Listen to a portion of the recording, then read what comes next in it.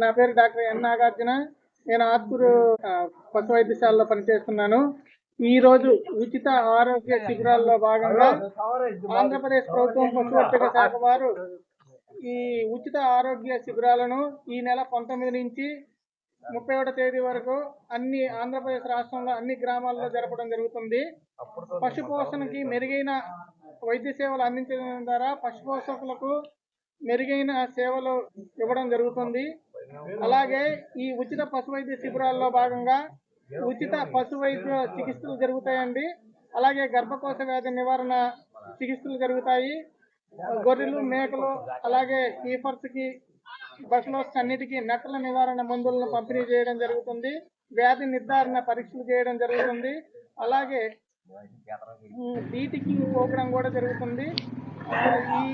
ఈ ఉచిత వైద్య శిబిరాలలో శాస్త్రీయ యాజమాన్యంపై అవగాహన కలిగించడం కూడా జరుగుతుంది.